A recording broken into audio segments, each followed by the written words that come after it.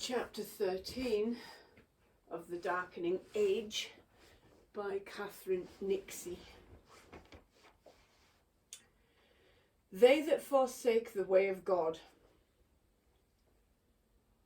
Then will the tragic actors be worth hearing, more vocal in their own catastrophe than the comic actors will be worth watching.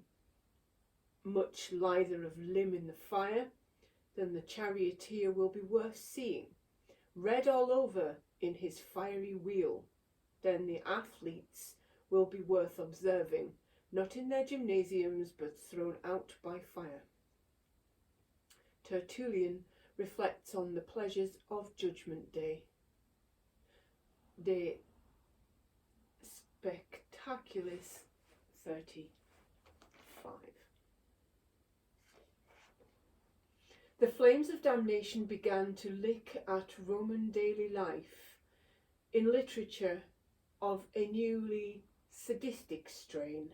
Christian writers outlined in graphic detail what awaited those who did not comply with the edicts of this all-seeing God.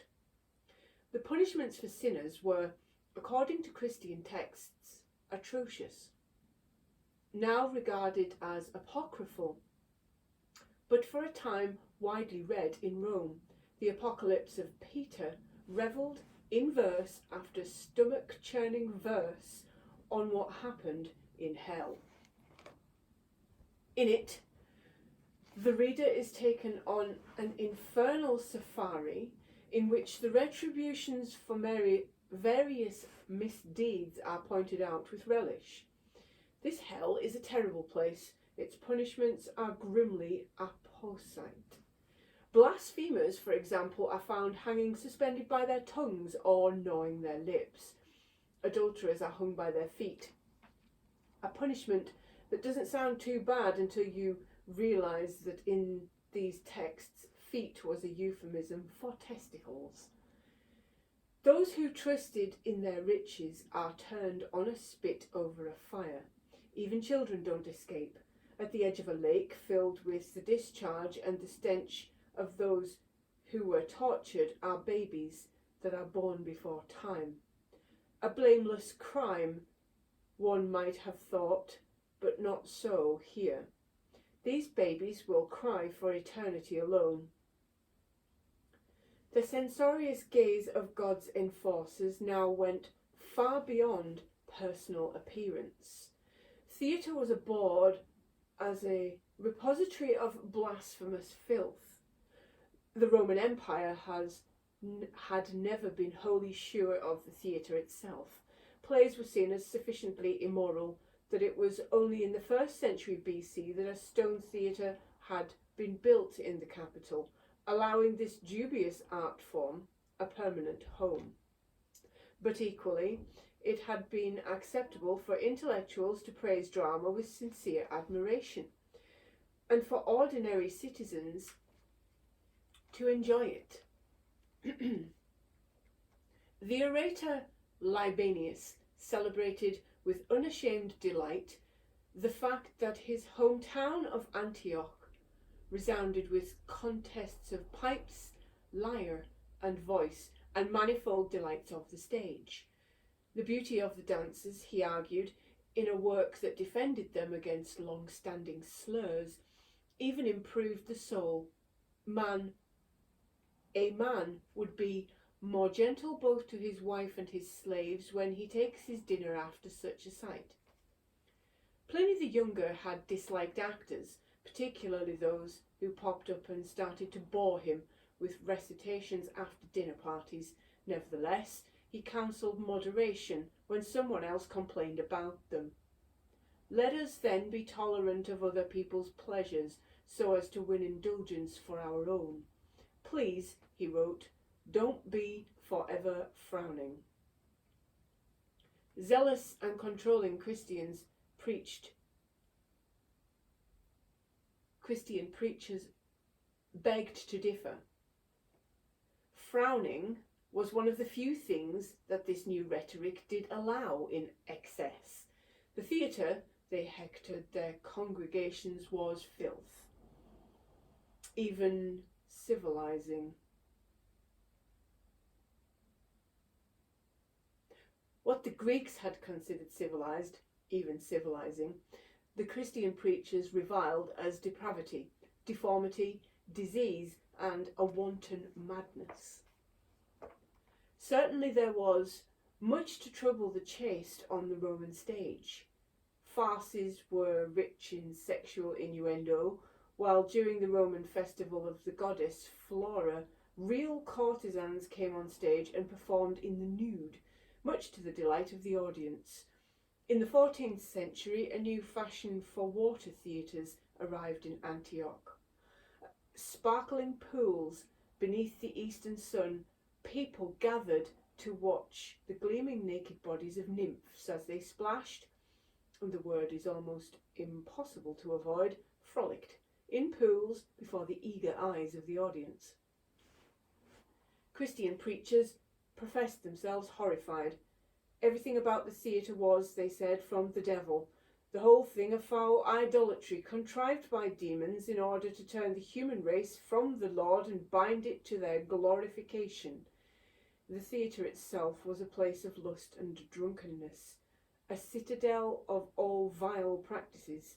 The abominations that happened on stage, meanwhile, were a lawless corruption, designed to pollute the ears and eyes of the audience. Theatre stood between oneself and the divine. How could one worship God with the same hands with which one had just applauded an actor? One could not. One might not, if the Lord was watching, even get the chance. In one instructive little parable, a Christian writer noted that one woman who had dared to attend the theatre dropped dead 5 days later. Alas, the theatre did not have such a bracing effect on all viewers, and Christian apologists were obliged to step in. Churches across the empire resounded with disapproval of the dramatic. Tragedies were bloody, comedies were wanton, both would spawn impious behaviour. Actors were little better than whores. No, they actually were whores. Christians regularly substituted the word actor and dancer for the word prostitute. The theatre itself was a temple of lust for prostitution.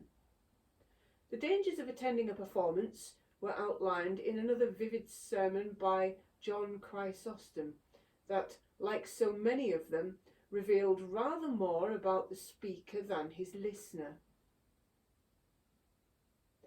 If someone puts coals in his lap, won't he burn his clothes? Well, it is just the same with a man who goes to the theatre. Even if you aren't intimate with the prostitute, you've copulated with her by desire and have committed the sin in your thoughts.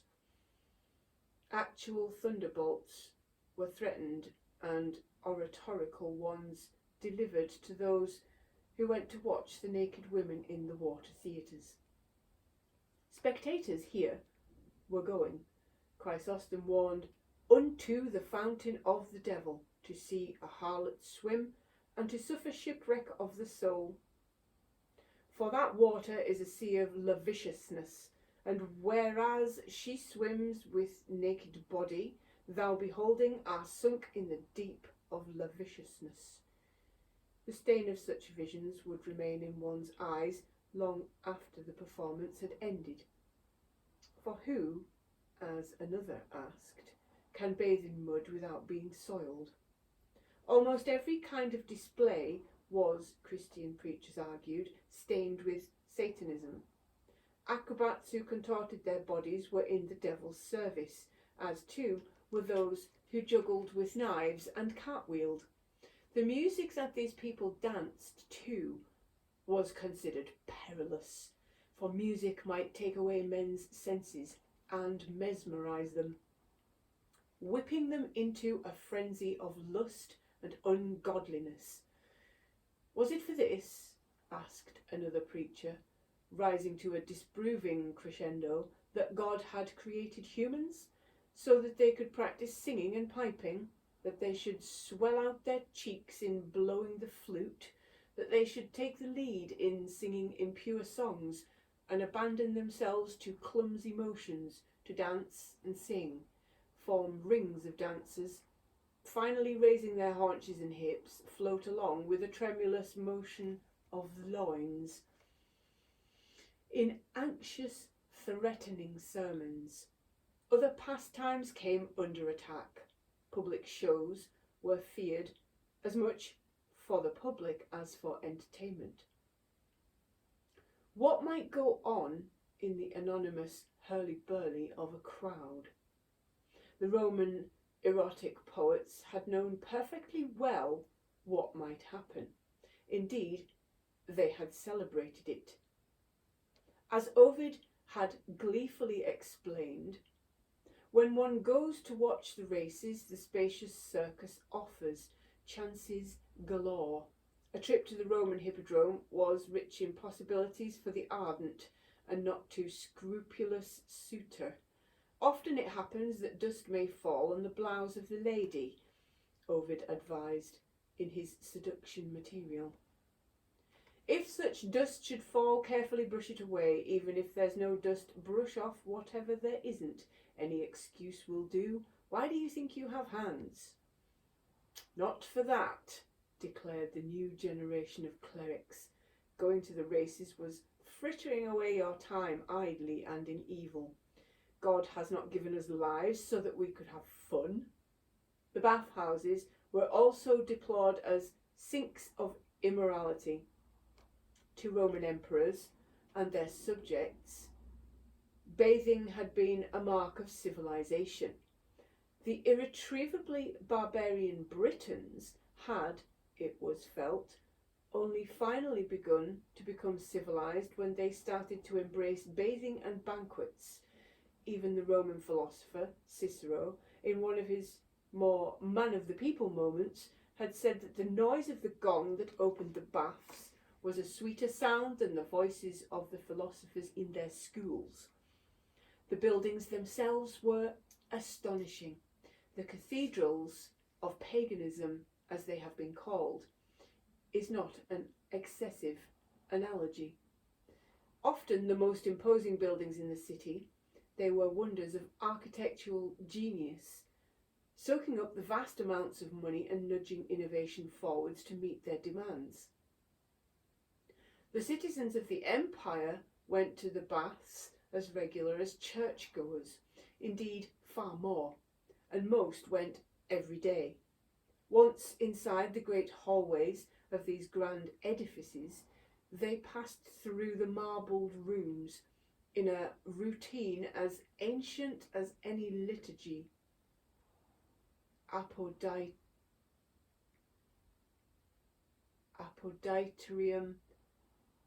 tepidarium, caldarium, frigidarium. Going to the baths was not merely a functional event of cleansing, which was just as well, given that the baths lacked chlorination, filtration, or regular changing of the water. Modern research has concluded that they must have been absolutely filthy, something that ancient poets knew long ago. Zoilus, Martial wrote, "You spoil the bathtub washing your arse. To make it filthier, Zoilus, stick your head in it." Zoilus aside, a trip to the baths was a sensuous delight. Writers wax lyrical about the light that fell through the windows instead of the gleaming marble halls. As one famous proverb advised, bathing, wine, and Venus wear out the body, but are the real stuff of life. On fortunate occasions, if the frescoes are to be believed, all the pleasures might be celebrated in one go. Bathhouses were crammed with art, jewel-bright mosaics, statues of nymphs and nereids, countless statues of Aphrodite, her cool marble skin perspiring slightly in the steam. These buildings were less like modern swimming pools, machines for exercising, as Iris Murdoch disparagingly called them, more like town squares with water. Everything, business, pleasure, eating, drinking, pissing, and even in the darker rooms, sex went on in them. The philosopher Seneca lived above some baths for a while, and described how they resounded with the noises of the cake seller with his varied cries, the sausage man, the confectioner, and all the vendors of food hawking their wares, each with his own distinctive intonation. These sounds competed with the grunting gym obsessives, the slap of a masseur, and the shriek of the skinny armpit hair plucker, advertising his business, a man who never stops shouting, except when he is plucking the armpits and making his victims yell instead. In Seneca's day, at the height of the empire, bathing was done naked, and not usually segregated by sex.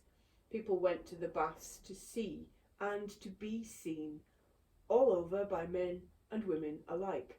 The reliably smutty Marshall describes how men would gather round and applaud whenever they saw one particularly well-endowed bather. Occasionally, this caused embarrassment. Young men didn't go to the baths with their fathers for fear of their unexpected erection. Even for liberal Romans, it seems that seeing one's son's hard-on was felt to be a bit much. Shyness struck elsewhere. One woman was so embarrassed about her body odour that she covered her nakedness in depilatory creams and layers of bean unguent.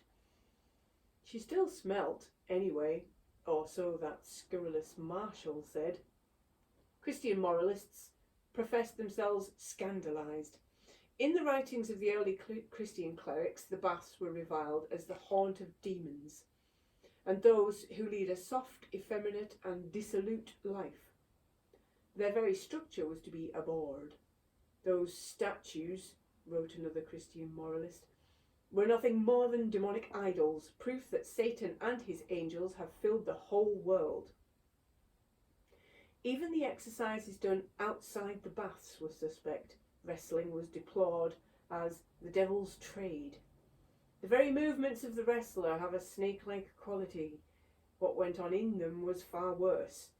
The water seemed to wash away what little modesty these sinners had left. Christians preached, pronounced it intolerable that men and women alike stripped naked, and that women then allowed every inch of their bodies to be manhandled by a crouching menial. Dangerous behaviour, all this nudity, for from looking men get to loving. Statues in the bathhouse suffered particularly vicious attacks as these buildings were targeted by mobs of Christians, keener on cleansing of the soul than of the body. Christians could, their preachers told them, wash for simple unity as long as they didn't enjoy it too much. The good Christians should certainly not wallow in the sensual pleasures of the baths. Some defiled such pious grubbiness. Augustine openly claimed bathing to be one of the pleasures of life. Others took a more robust approach to washing. Ascetics celebrated the ideal of being a Lucia, unwashed. As one writer asked, what need did a Christian have to wash at all? Even if one's skin becomes rough and scaly from lack of cleaning, he had no need, since he that is once washed in Christ need not to wash again. An intellectual change had taken place. Filth was moving from something that was found outside a man to something that stained his soul. A clean body was no longer one that was free from dirt. It was one that was unsoiled by sexual activity, and particularly by deviant sexual activity, which started to be precisely defined, then deplored in newly fierce and censorious terms. Male homosexuality was denounced, then outlawed. By the 6th century, those who were, as one chronicler put it, afflicted with homosexual lust started to live in fear, and with good reason. When a bishop called Alexander was accused of having a homosexual relationship, he and his partner were, in accordance with sacred ordinance, brought to Constantinople and were examined and condemned by Victor, the city prefect. who punished them. He tortured Isaiah severely and exiled him, and he amputated Alexander's genitals and paraded him round on a litter. The emperor immediately decreed that those detected in pederasty should have their genitals amputated. At that time, many homosexuals were arrested and died after having their genitals amputated. Sex between a husband and wife was allowed, but it should not, preachers said, be enjoyed. The old merry marriage ceremonies, in which people had eaten, drank and sung profane songs about sex, were bluntly deplored as the devil's dung heap. Admiring stories of married couples who never slept with each other but spent their nights wearing hair shirts proliferated. What difference did Christianity make? In some ways, none. The people of empire resisted to the clerics' diatribes, continued to go to the baths and the theatre, still enjoyed the horse races, they still had sex. One might even dare to say that they enjoyed it. The theatre still opened, plays were still shown. The fervently Christian emperor Theodosius, for one, supplied players during a theatre festival. Ovid's racy manuals were copied and read, presumably with enthusiasm, throughout the medieval period. But some things did change. In the glare of Christian disapproval, the once loved art of pantomime dance withered and died. Sexually explicit and sexually joyful poetry stopped being openly written. There were no new Ovids. There were certainly no more Catulluses. Desire started to be called lust, and it became something shameful that was to be feared, despised, smothered, and, if homosexual, punished horribly. What was celebrated at holy days and festivals also underwent transformation. On the 17th of March, Roman citizens had celebrated the Liberalia. On the 17th of March, the Christian Church celebrated instead the saint's day of Ambrose of Alexandria, a pupil of Origen, the man who allegedly had castrated himself for the sake of heaven. What was acceptable in terms of sexuality narrowed. It would be well over 1,000 years before Western civilization would come to see homosexuality as anything other than a perversion and a crime. Throughout the empire, statues were brought out of the bathhouses, their bodies mutilated and burned as jeering crowds looked on in delight. Nipples were smashed from one naked figure of Aphrodite. Aphrodite herself was beheaded and left in the dirt. Something more was lost too. Many of those who disobeyed, the furiously moralising preachers, and went to the races, or to the theatre, or to look at nymphs cavorting in the sun, now did so in the knowledge that they were sinners, and they would too have known what awaited sinners in the kingdom that was to come. As the Christian writer Tertullian joyfully explained, when the moment came, all of these miscreants would be consumed in the avenging fires of the Lord, and he and his fellow obedient Christians would be there enjoying the sight. What need for the theatre or the hippodrome now, he asked. Because for the Christian faithful there are other spectacles to come. That day of the last judgment, when the hoary age of the world and all its generations would be consumed in one fire.